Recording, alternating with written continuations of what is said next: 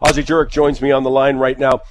Ozzie, I was just thinking, this kind of weather, British Columbia, especially out in the West Coast where you are, has been experiencing this gorgeous weather the last few weeks. And you know what I always find? It gets people talking about, hey, I want to buy one of these vacation properties on one of the islands. I've heard a couple of people chat about it recently on the ferries out there. And I thought, you know what? We better give a little do's and don't list for those kind of people before they take the plunge. So what about it? I'm thinking about buying a place on an island. What should I be thinking about? Yeah, no question about it, Mike. I'm right now in Secret Cove Marina, a great marina, by the way, and people are leaving from all areas to head for the island. And the husband and wife are laying on the beach, and all of a sudden she says, hey, this is so great. Why don't we go buy something? At that point, I advise people to get a sharp stick and poke yourself in the eye, because quite often that's less painful than buying that property, because people don't sit down and say, how will I use the property? Is it for retirement? Is it kids? Is it a weekend retreat? And they don't ask, how long did it take me to get here? For instance, if you're sitting on Texada Island and ask yourself that question, well, there's 3 ferries to get there. It's a full travel day. So if I say, well, I want a weekend retreat, well, really, how far are you? How much time do you want to spend traveling? Or if there is a ferry, how often does it go? Is it a car ferry, or is it like Keats, or is it sort of passengers only? So you have to ask yourself some questions that go beyond just a normal property that you would be buying. Well, the other one I found, because as you say, a lot of people think about a property and they think, oh, it'd be lovely to spend months there when I'm retired. But this is just an anecdotal experience, but I found that they didn't check out whether, a lot of times as you get older, and we know this from every fact and stat we get, people need health care more often.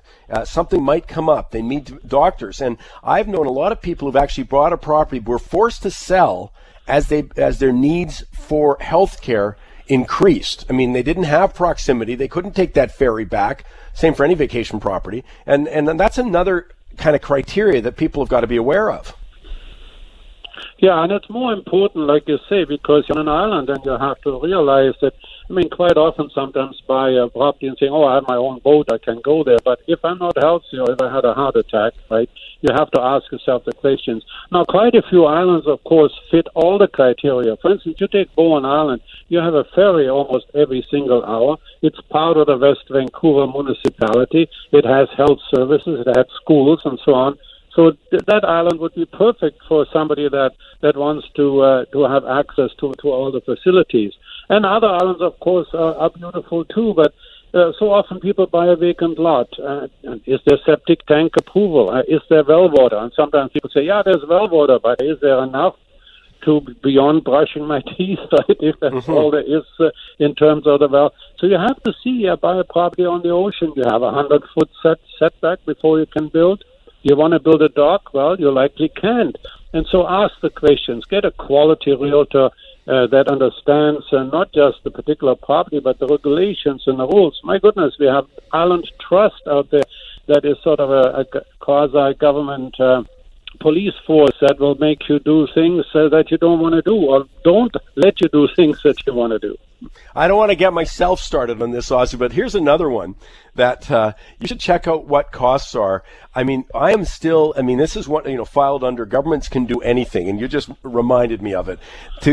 I can't believe that people in some of those islands have a tax bill from the municipality, the closest municipality, but they get no services. A friend of mine pays $2,200 a year on an island that doesn't even have a road, let alone any other service. Zero services. I find it just outrageous, but that's something else to check out.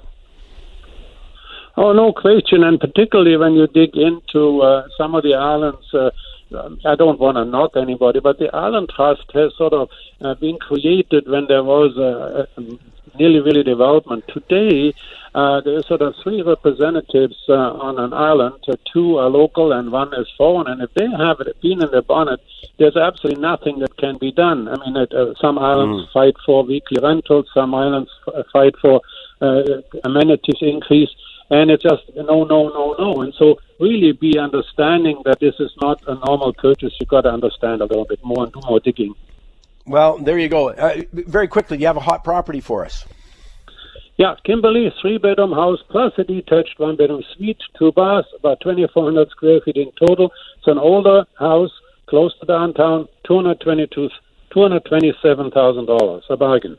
And who doesn't say there's affordable housing? Ozzie Jurock, you go out, enjoy the people at Secret Cove, enjoy your boating, and just a major thanks, as I always do to you, for not golfing this weekend. Have a great weekend.